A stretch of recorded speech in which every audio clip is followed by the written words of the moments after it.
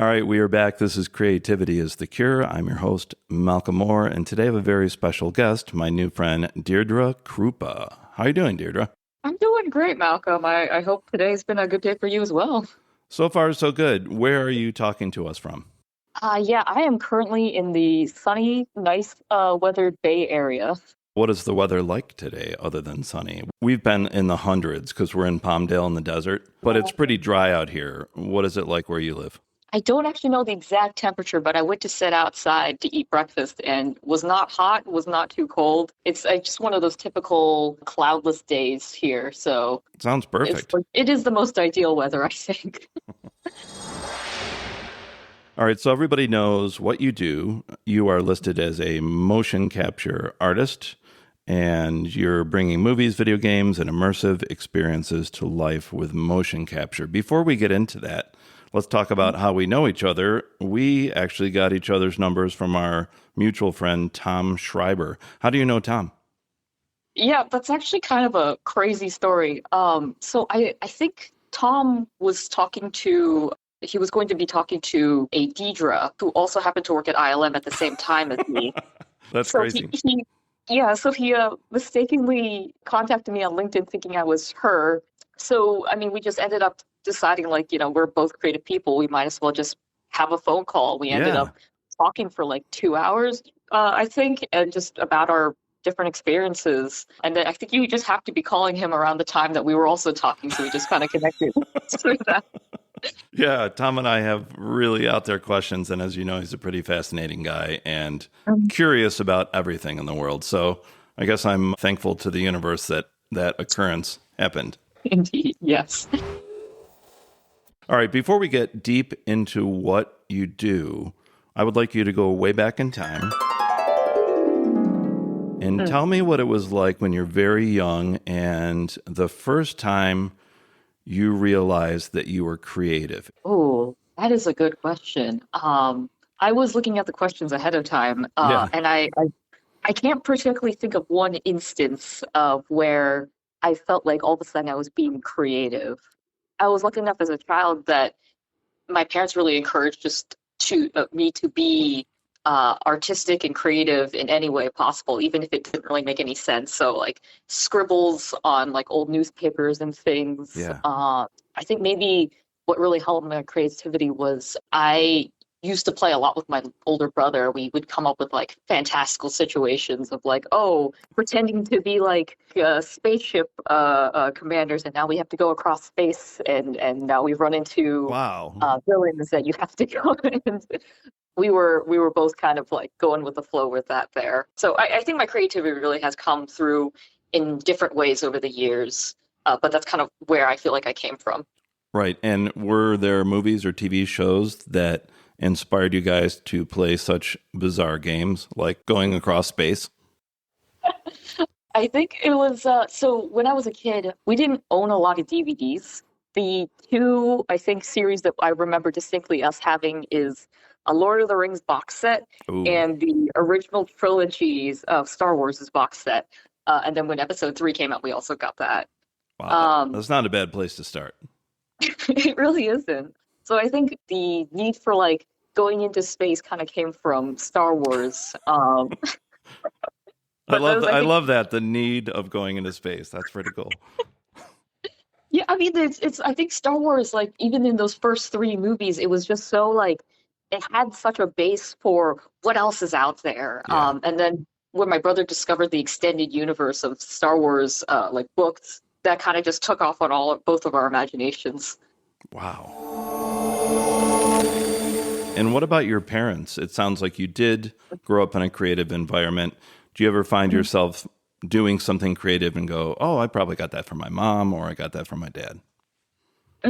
Yeah, I think about that sometimes, and I don't think my parents were creative in like the conventional sense. So my mom does like it's a little hard to describe. I actually haven't really figured out how to do this over the years, but she essentially helps doctors make sense of like medical trial data.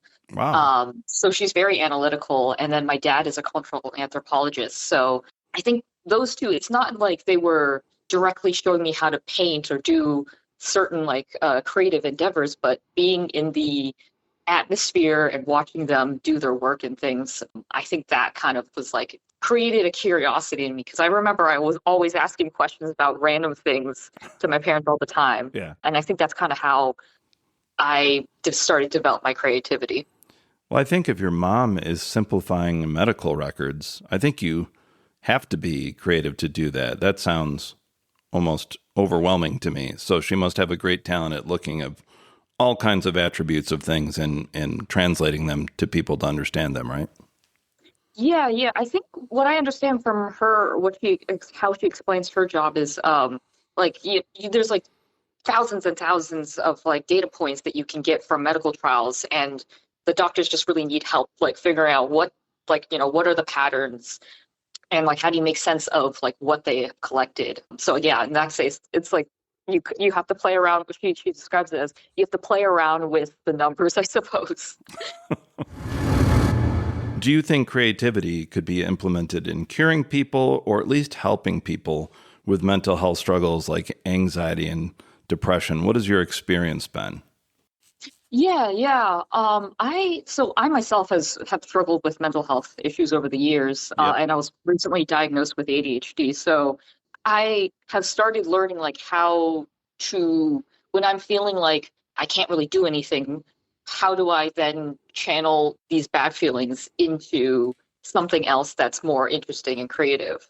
Because I think at the end of the day, it's like creativity, you want to use that as a means to get yourself out of this like low spot. So really that can mean anything. I've heard some people, they like draw their feelings out, or sometimes when I'm feeling low, I think I guess the weirdest way I use creativity is like if I'm not feeling like I want to do something in the moment, Right. I'll trick my brain into doing it for like 3 minutes or something, and then all of a sudden the house is clean or something. Yeah. Yeah. So I guess that's not in the conventional sense of creativity, but that's how I've been using it. One of my favorite bands is the Talking Heads, and one of their early songs, the lead singer David Byrne is saying, I'm cleaning again, I'm cleaning my brain. And I always feel like that when I clean, like you're methodically going through all the stuff in your head, and although you may not like cleaning, at the end you've accomplished something, right? Yeah, yeah, I agree with that. I think weirdly enough, I find cleaning a little therapeutic. I feel like I get that from my dad. He does something like I like to call stress cleaning, where it's like if there's a lot going on, you like clean out the house, in which case you get the time to like also figure out what's going on in your brain, even if you don't really feel like you're doing that. Yeah. And I'm glad that you brought up that you were recently diagnosed with ADHD. I was diagnosed when I was around 25, which is about 30 years ago, that I was bipolar. And I know out there a lot of people misinterpret that term like you're crazy, but what it really means is you have very high highs and very low lows, not dissimilar to artistic people. And I'm on medication that's leveled it out, but I have still realized that there are patterns in my behavior. And the reason why I bring this up is with ADHD, you get hyperactive, right? So have you noticed patterns that, like I notice a window, like I'm feeling manic and I'm getting all this stuff done, but I get to a point where it's all just confusing and I need to stop. Have you realized a way to utilize all that extra energy you have? Yeah, yeah. So I was diagnosed with like both the hyperactive as well as the inattentive part of ADHD. So Right. it's really going back and forth between having a lot of energy to do something and not wanting to do things at all. It's not a great combination. I've been discovering like what that means for, I guess, both myself and my personal life, as well as like when I go Yeah. back into work, like what that would mean. So I guess for me, I've noticed like you need to have like some sort of something to get you started. Right. And in which case then you can kind of just go and start running. So I think like you were saying, like I think medications really help with that with ADHD. Yes. Because part of it is it's harder to get started, but that doesn't necessarily mean you can't keep going. So the medications have been helping, but as well as in my personal life, I think maybe like 5 different projects I have going right now, Yeah. simply because I cannot just focus on one of them. So the way I like to handle it is if I'm feeling one thing in particular, I just do it. And then when I don't feel like it all of a sudden, you just stop. There's no real, I guess, if it's a personal project, I feel like there's no need to really try to push yourself. Right. when you want to use that mental energy for more important things like work projects and other projects. So, with that in mind, what happens when you're going through this inner dialogue and you do have a real deadline because you're working for someone else? I think just sometimes you gotta push through. What really drives me in my work is that I want to help other creatives get to fulfill their creative ideas. Right. That's why I really liked working at ILM, is that you're helping someone else's project come to life. And I think that really inherently helps push me to do what I do best. And you mean like teamwork, because all you guys are working together, right? Yeah, both teamwork as well as just like, I find myself really loving like hearing and seeing the passion that other like directors and supervisors and other creators have for their vision. Right. And even if it's like a franchise or something I'm not particularly interested in, it's just that seeing that desire to make their work, which then will make other people go like, wow, I think that's what really drives me to sit like heads down, get that work done. There's a deadline. Of course, you got to do it. Well, let's go deep into the work you do. I have a lot of students that probably want to be able to differentiate these different things. So you do motion capture. However, people I talk to get confused between that and the volume and AI and green screen and CGI. So can you tell us first specifically what exactly is motion capture? Mm-mm. Yeah, I think all of those subjects have a lot of overlap with motion capture, but I guess the basis of motion capture is it's just another way of creating animation by recording human motion. Yes. And this happens when you see like people in those like all black suits with the funny reflective balls on them. That's usually the way I explain it to people. By using the special suits with the reflective spheres, we have cameras that capture the position of those spheres, which then we can put into a computer, and then that creates the animation. Right. So a good example would be in the Star Wars movie Rogue One, when you've got K2SO, the robot, it's filmed with an actor with the dots in the suit all over, and then that's replaced later, right? Yes, correct.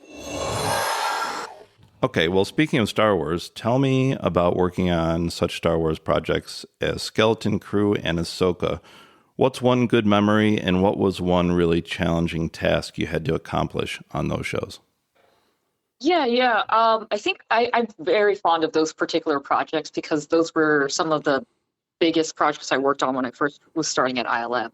Right. When did you start with them? What was this? Back in 2022, I believe. Yeah. I had just moved to the Bay with my spouse, and I really needed a job, and they were just looking for people. And I was like, well, I do motion capture. You guys do motion capture. Yeah. Yeah, but no, I mean, it was honestly like serendipity that they were looking for people when I was looking for work, and especially since it's Star Wars, it's the Star Wars company, and I have such a deep connection with them since my childhood. It was great to be able to work with them. But yeah, so for Skeleton Crew and Ahsoka, my team, we were asked to do like various kinds of animations. I think most notably is like there was some fight choreography they needed done, as well as like doing background character animations. Right. So I think for both of these projects, what I really loved is that I got to meet two new animation supervisors I'd never met before. And they've been with the company for several years, I think way longer than I've been alive kind of Right. amount of time. Yeah. So being able to see them with like their amount of knowledge to then be directed into, yeah, we need this kind of motion. And then asking the actor, oh, can you do it a slightly differently or doing it this way? So it was a real privilege to see them just working. I think what I really liked, though, was when we were working on Ahsoka, there was a scene where she's falling in a dream sequence. Yeah. Which you would think would be pretty easy to capture. And as a student and when I was interning, I've seen like a few ways where you can fake falling by like having someone lie on their stomach and then like flail around on a chair. Yeah, right. You can kind of tell like from the motion, it's not really someone falling. Right. And one of the goals here for like any Star Wars show is that you want it to look as realistic as possible. So we couldn't just have someone flailing around on a chair. So what my team ended up doing is we have, they're called skill decks, but essentially it's like metal and wood structures that you can kind of build up into makeshift tables or like places to stand, but they come with these metal pipes. So we kind of turned that into like a cage sort of thing. and then had like a bunch of like ropes and a pick jacket, if you know what that is. That I we do not. practiced in. Explain what a pick jacket is.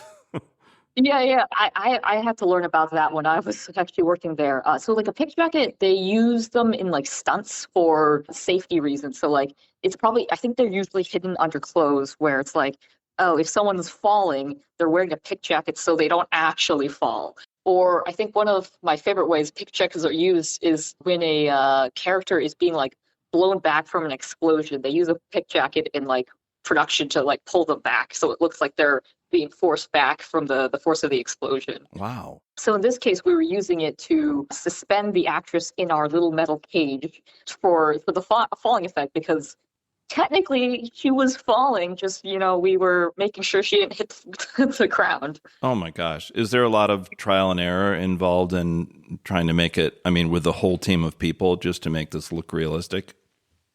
There was a little bit of trial and error. Just one, we had to, ahead of our shoot, we had to test how safe it was. And to test actually how safe it was, they put me in the pick jacket. Oh, that's fun. Yeah, so safety first, I suppose. It's like a royal subject eating the food to make sure there's no poison. I think the biggest challenge was the actress had to make sure that her motion was accurate to how the animation supervisor wanted Ahsoka to be falling. Additionally, I don't know if you've ever tried this, but if you're trying to hold up your body with your core muscles, Yep. it can be quite strenuous. So we ended up having to have the actress like lying on some mats nearby and then roll her off of the mats for her then to pretend to be falling. Wow. It was quite the show, I would say, and I found it to be very rewarding just because like there was a lot of planning ahead of time, a lot of coordination, a lot of teamwork. But then when you look at the sequence, you're like, this looks like Ahsoka's falling, and it doesn't look like it's fake, I guess. When you're filming these things and using that technology, are you able to look on the monitors and see if it's working or not? Or is that something you have to check later? We can do it in real time. So I guess kind of going back to like what's the difference between motion capture and virtual production and all of those, they kind of intersect. So on a lot of stages I've been on, you can both see the data in our motion capture software as well as what a lot of stages do is they also put the motion from the motion capture software onto the character they want the motion on. Right. So this does a few things. One, it helps the animation supervisor and stuff see like how the character is moving, how they'll look like when they're actually putting it onto the character and for real, I guess, and animating it. The other part is it helps the actors get into like the feel of how those characters move and behave. Right, because they can watch it and kind of experiment. Correct, yeah. Wow, that's really cool. I see that you also worked on Wicked, even though only the first part has come out at this time. What was an interesting challenge on that movie? Yeah. This one was actually really enjoyable for me. What our team was doing some of the animations for the flying monkeys. So I think the sequences we worked on were the monkeys like getting angry and starting to like fly around, and yeah, I think it was just like the flying around the windows and attacking Alphaba when she's running away. Yeah. So I really enjoyed this because seeing the actor just pretend to be a monkey and like pounding on a fake window, and like as fun as it is, I also just really love to see like the actors doing their own thing. So seeing someone who can just get into that role of being an angry flying monkey was fantastic. Method actors. Yeah. Part of my work as a motion capture technician was doing the post-production of cleaning up the motion capture as well as putting the motion onto the monkey in this case. Right. It's like really cool to see like a human's motion, and then we just kind of put it on a monkey, and you're all of a sudden like, oh, it's a flying monkey. I'd like to ask about one more movie, Indiana Jones and the Dial of Destiny. That had some really wild scenes. So what is a good memory from working on that one? Yeah. So this happened very, very early on in my career at ILM. So I only worked on a very small bit of it, but it was a privilege nonetheless. Why I was ending up working on it was the film production. They were on a very tight deadline for, I think, maybe a trailer, and they really needed like one or two animations from us, because I think when they were like looking over the footage, they decided like it just something was not right with those two little bits. Yeah. So what they needed was the beginning sequence of the movie. Young Indiana Jones is running on top of the train. Right. So they needed some motion capture for that. And if you can believe it, there's a later scene where Indiana Jones, he's grabbing a coffee and a newspaper and walking across the street. Yeah. They asked us to replace that. What? I That's mean, crazy. so yeah, it's kind of funny because like this was a very, like, they wanted us to turn this over, I think, within a day. So it was a very, very tight deadline. But my gosh. I think they seem like very simple animations and kind of like throwaway parts, but the story, like, you know, the directors, they really felt that they needed these two things changed to really still tell the story right. Right. So being able to help them out with that, I'm like, well, sure. That's really incredible. Now I want to go back and look at that. Our younger son, Caleb, is an Unreal Engine artist. He wanted to ask you about using motion capture in a fantastical way as opposed to creating something from the real world. You already gave me two examples. So flying monkeys and then like a coffee cup. Is it more challenging for you to create something that has never been seen before, that is maybe just a concept at that point, than, let's say, doing a dire wolf, you know, in Game of Thrones? I think it depends. So as like a motion capture technician, you can give notes on what you think would help the animation read better or be more technically like easier for us to work with. Yeah. But I think of what I've seen is a lot of it comes down to how the director has a vision for this and what the actors think. So it's like, again, it's a very team-oriented kind of decision making. It's a big collaboration, right? Yes. Wow. And it sounds to me from like what you're saying that it's not that one is necessarily easier than the other. They just both have different attributes. Yeah, I think in terms of capturing the motion, it's very much similar. There's nothing particularly difficult about it. It's really, again, in like the post-production work, if you're working with a humanoid kind of character, it's a little bit easier to put human motion onto a humanoid character. Right. Whereas if you want to do like a quadruped, say like a dog, from a human motion, that ends up being a little bit more difficult. So in which case, maybe you want to consider putting a dog in a suit instead of human. I never thought about it that way. That's pretty cool. So Caleb went to this incredible college here in Hollywood called Nomon, and he went to learn video game creation. Since he graduated, he's had a lot of trouble finding full-time work in that industry, and now he works for a sports company that utilizes his skills with Unreal Engine.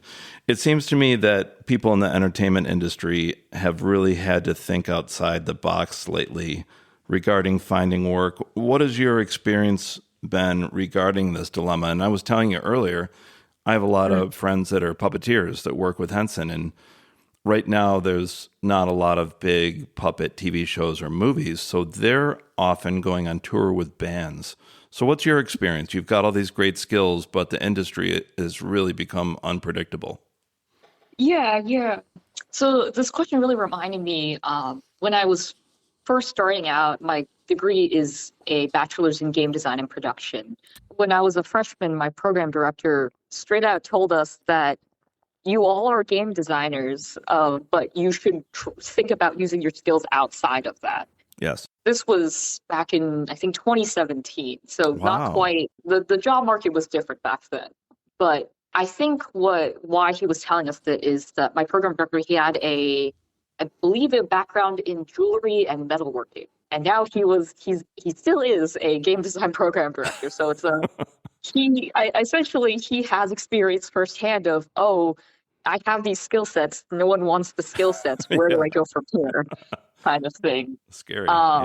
Yeah. And, it's like you're saying, the reality right now is it's really hard to break into game making, especially if you want to work for a AAA studio, right, or any studio in general, I think. right. Given these facts and all this knowledge I have, I've really been looking outside of like game design and entertainment. Your son getting, honestly, a job doing Unreal for a sports company is one of the ways I've seen to use like virtual production Unreal skills, and that's great. Yeah. I've seen that's, I think, one of the biggest ones that's up and coming. For Unreal, I've also seen people really are looking into making digital twins. Oh, wow.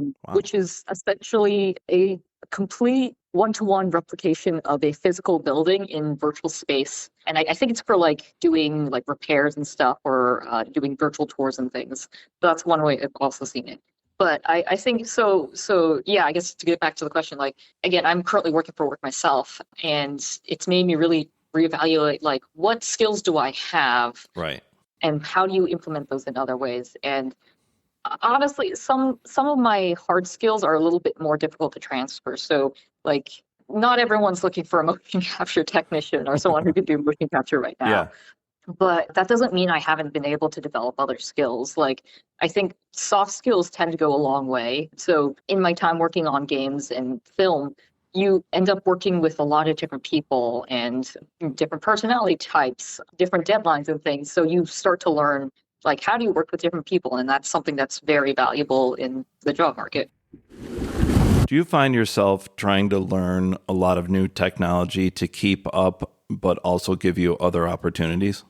I do, yeah. I think something to consider when you're looking into being in the entertainment industry is like how much you want to keep pursuing like knowledge constantly. Right. Because games and film is not the place to get comfortable with your skill set. You need to be constantly learning things. Right.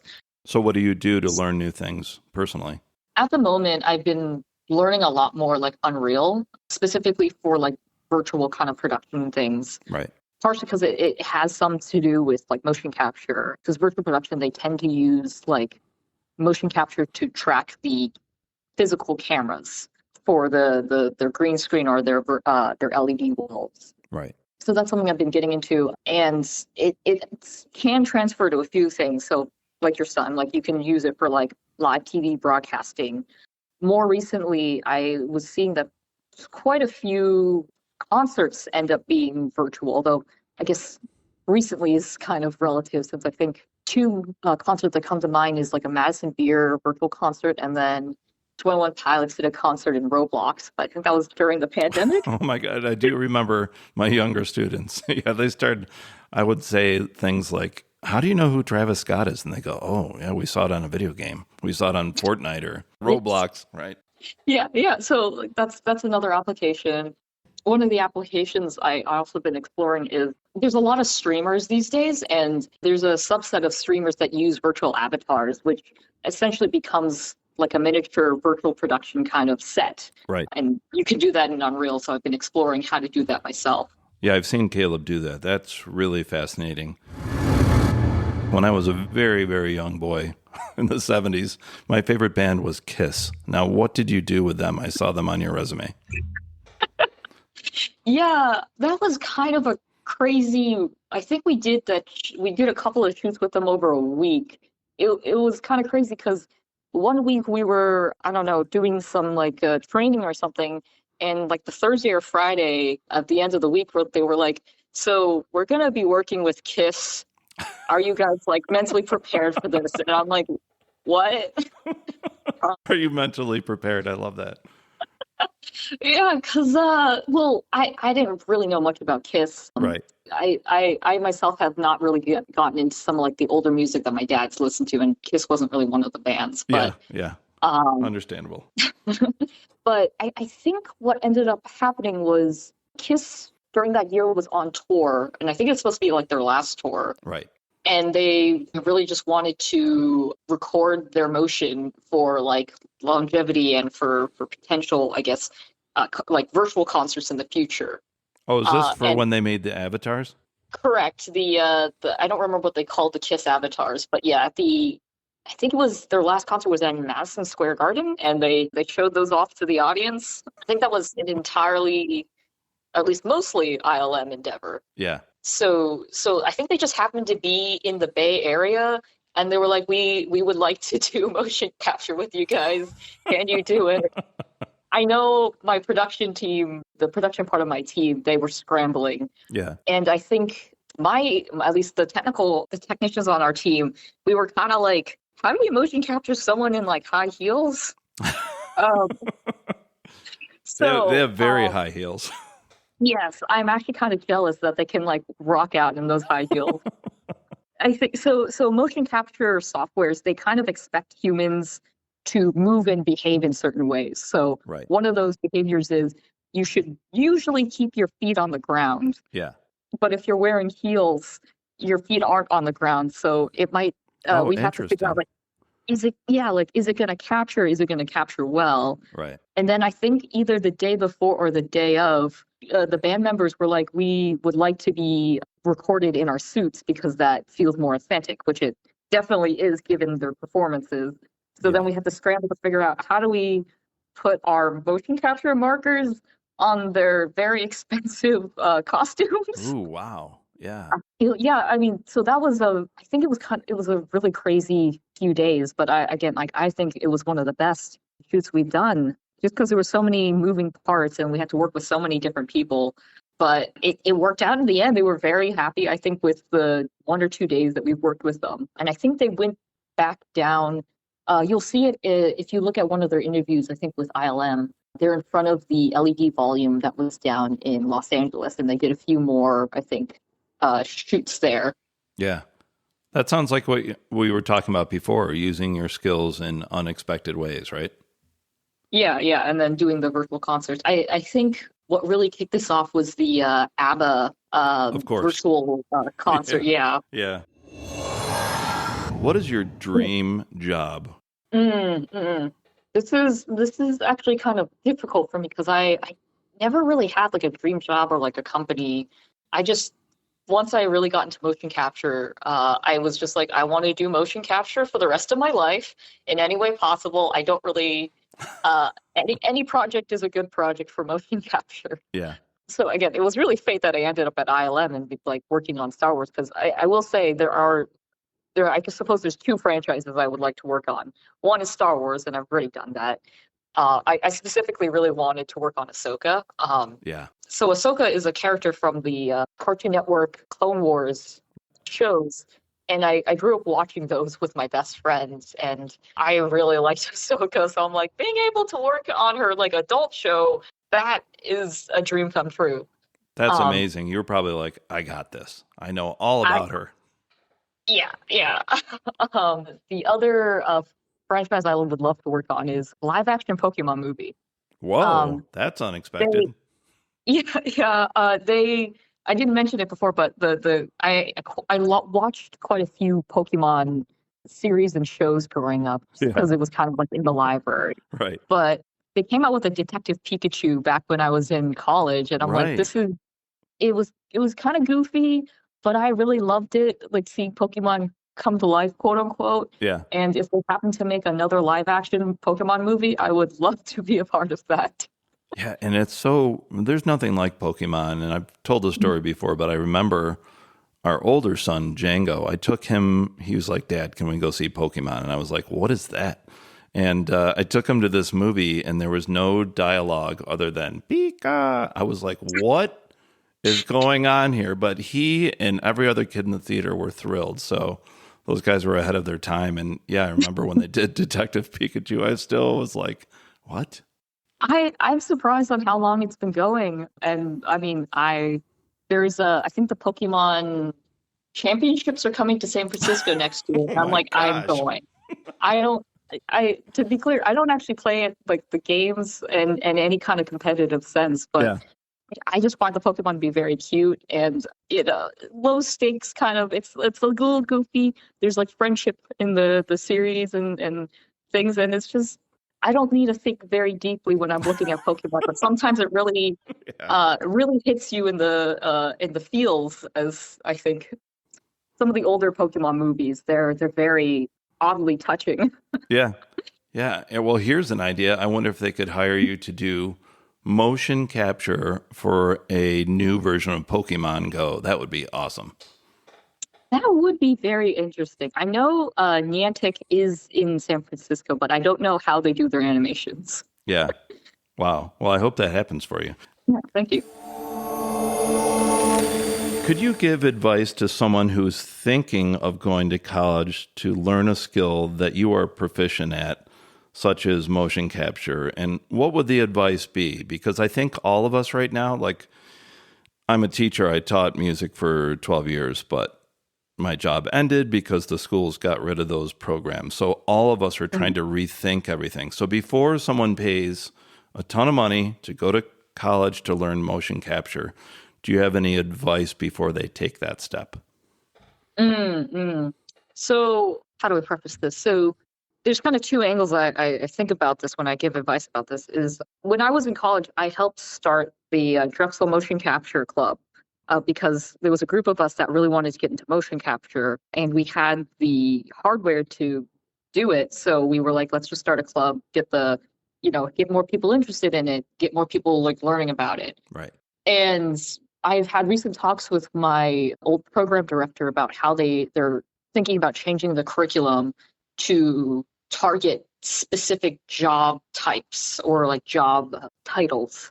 And I guess through both of these experiences, for one, I think going into somewhere to do something very specific is not a great idea. That makes sense. So getting into motion capture, you need to learn a few skills. I think motion capture is typically put under what's called like a technical artist. Yeah. And I think the short version of what a technical artist is, they take like the technical aspects of like making video games, creating like tools for artists to use to then put together the game. They do a bunch of other things, but that's kind of it. So motion capture fits under this because we are technically like working with the computers to get the animation, which is the kind of creative element, and then putting that and giving that to the animators to then do their work. Right. So going in as a motion capture technician, that means you would need to learn like how to use game engines. Well, these days you need to learn game engines. You need to learn like the motion capture software. And then like alongside of that, you should learn like how to use 3D modeling programs and really just like the entire pipeline of making a game or film, really. So you really want to make sure you're well-rounded in every artistic skill having to do with computers that you can, right? It's difficult to hear that and I remember hearing that as well, because my program was very generalist, but the answer is yes. They like a lot of companies want you to know all of these general skills, but also be specialized in something. That's tough. That's tough because you may go to college and by the time you get out 4 years later, that job may not exist, right? Correct. Yeah, and I think that's daunting. something. It's very intimidating, I think, and I imagine not a lot of people want to admit that, but I think that's kind of the reality. Is like you may want to go in as a game designer, but when you come out, there may not be game design jobs. In which case, like, what are you going to be doing? So I think with like a generalist program, or really just learning everything to do with like game design in this case, you can pick up other things. So like I think I have a friend who he did like UI design, but now he does like website design for a company. Right. And like they're kind of tangential. They go kind of hand in hand, but it's not making games. So it's not exactly like what maybe he went in for, but it's something that uses your skills. You've got to really keep your mind open. Mm-hmm. I read this interesting article yesterday on The Hollywood Reporter called The Rise of Machines Inside Hollywood's AI Civil War. And the quote is, "Studio executives sit on a strange fault line of the AI insurgency, thrilled by the production money they can save in an ever chillier climate for their product, yet terrified that consumers might look to save their own money and just make their product themselves." Now, you can probably understand that better than me, but it makes me think of when I go onto YouTube and I see like a trailer for a movie about Darth Maul and I'm like, oh my God. And then I find out that someone just made it at home. So is that a threat to people like you with all these technical gifts that you know how to use? Do you worry about the effect of AI, or do you think it's just a technology that has good and bad intentions that you've got to learn to use it, because it's here to stay? Mm. This reminds me of a when motion capture, I believe, was first starting to be used in like film and entertainment. Because if I remember right, motion capture came either from like the medical field or military. Ooh. So then they started implementing it in like film and animations. And at one point, I believe someone said that motion capture is the devil's rotoscope. Um, Wow. That might I be think, that might be the title of this interview. and I think the idea behind it is that like there was a fear that motion capture would take animator jobs because it can speed up like doing walk animations or any kind of animations. But the reality of as time went on is that motion capture ended up being a tool for animators to speed up their animation processes, and Right. it hasn't completely replaced animation. You can see I think a lot of people actually prefer like hand animation Right. or like claymation, those kind of things. Yeah. But what it has helped with is like these big budget films, like they have really dangerous stunts or something, and is it safer to have like an actual person doing the stunt, or is it better to do it virtually where you can control a lot more variables? Right. Is AI going to be taking my job?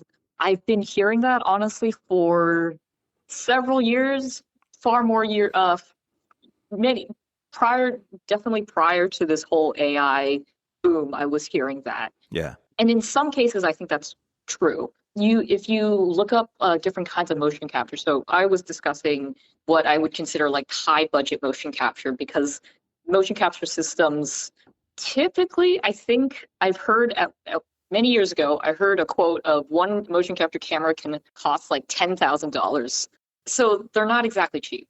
Yeah. But this means that there a lot of companies and a lot of individuals, they have started to find different ways to do motion capture that's either comparable or good enough. Right. And one of those ways is doing AI-based motion capture, where like they take video footage and then they have AI figure out what motions people are making. And some of them are really good. Interesting. But I don't know, and I don't think that they're going to replace all motion capture with AI.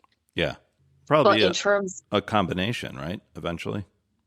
I think so. And I've seen that already with really depends on like the budget of the project, as well as like, what the creatives want in the project. I saw a music video that was using a lower budget motion capture system. Yeah. And it looked really good for what it like was, because so one of the things I harp on about is like if you're not using a motion capture system that is using cameras, the feet tend to slip. So Yeah. it looks kind of like someone's like walking around kind of funny. Um, you can, once you spot it, you cannot unsee it. Yeah. Yeah. Well, it must be crazy for you when you just try to relax and watch TV or movie and you're like, oh my God, what a terrible job they did on this. Yeah, you can see it sometimes. I'm like, well, I don't like to say, oh man, what a terrible job it is, because I'm like, I know these artists are trying their hardest. Right, right. But you can tell when something isn't using like the best motion capture data. Right. So back to this like music video, like I know what software they used and like the hardware and stuff. And in the music video, they very purposely did not show the feet of the character, which made a lot of sense because it's gonna look a little weird. But like everything else, I'm like, it looks great. Yeah, AI is probably gonna look good under some circumstances, but not like all circumstances. Right. At the end of the day, as scary as AI is, especially being in the Bay Area where there's AI ads everywhere and everybody is joining an AI company, and there's so many layoffs about AI, it really should be treated as a tool to enhance the artist. Yeah. And that's kind of what I maintain, and I really hope that a lot of companies will move towards, because like I can't feel like even if you can create like an amazing looking movie through AI, it's gonna be lacking that human touch. Which sounds kind of weird because like you need a human to put in the prompt for the AI, but like so far it's like they don't feel like they have that artistic like eye. Yeah, I think the combination is going to be the ultimate answer to this because a good friend of mine I interviewed on the last season, his name is Victor Yared. He's one of the best puppeteers in the world. And he worked on the Dark Crystal TV show. And if you haven't seen that, it's probably the best puppet thing I've ever seen. And the reason why it looks real is they had all real sets with real puppeteers. And he said at the end they tweaked it with CGI, just so the mouths and the eyes looked more realistic. But I think you can tell when you watch it that you're really there in all the scenes with them, even though computers were used a little bit here and there. Yeah. I totally agree with that. I think even people with a non-trained eye, they've noticed, I keep seeing online, people are like praising Andor because they used physical sets. Yeah. And it just feels so much more real than being in an LED volume. Right. Again, like the LED volume is like one of those like new technologies. And in The Mandalorian, it looked fantastic. Yeah. But I've seen a few movies where you look at a scene and you're like, that was in front of the LED volume and that doesn't look right. And I think I've also heard of like actors saying that it's harder for them to act off of. So maybe that also contributes to like, this scene doesn't quite feel right. Well, I think the first time I heard of motion capture is when the Lord of the Rings trilogy came out. And of course, Andy Serkis, astounding.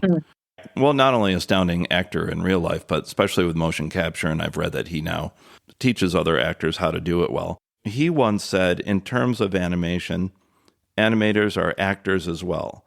They are fantastic actors. They have to draw from how they feel emotionally about the beat of a scene that they're working on. They work collaboratively.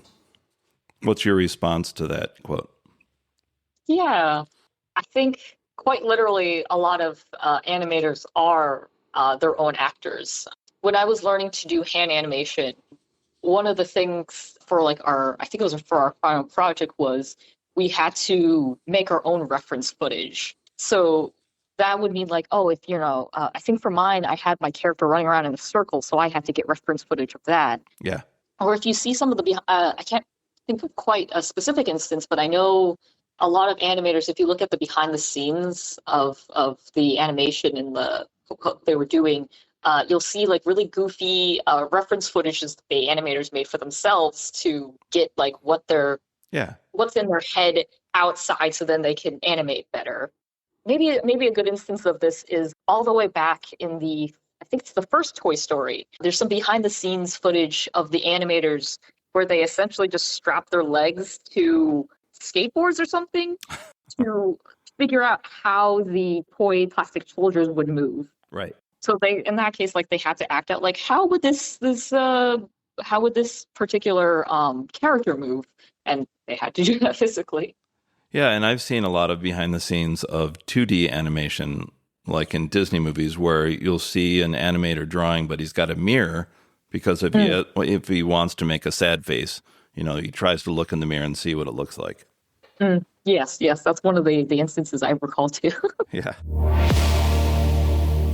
How can people contact you or find out what you're up to? Do you have a website? What social media are you on? I see you're pretty prevalent on LinkedIn and IMDb. Yeah, I just actually made an IMDb. It's pretty good. LinkedIn, I think, is the best one to contact me on. I don't really do social media anymore, but I think my LinkedIn also has my email. Yeah, because your LinkedIn has all your skills and people can contact you to hire you, right? Totally. Well, can you tell us about any projects coming up? You said you're working on some stuff for yourself. What kind of projects are you working on? Yeah. So I mentioned before I was looking into doing like live production with a virtual avatar, and that's, I think, the biggest project I would say I'm working on right now. It's just kind of really rewarding because now I have to really get into the nitty gritty of like, how does Unreal Engine work and why is everything breaking when it's not supposed to be?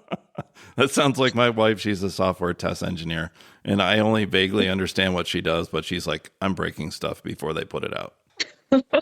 There was a really nice comment on your LinkedIn by Theodore O'Brien, and he wrote about you. I was lucky enough to meet Deirdre through a mentorship at ILM, and I was immediately struck by her curiosity and ability to pick up new concepts.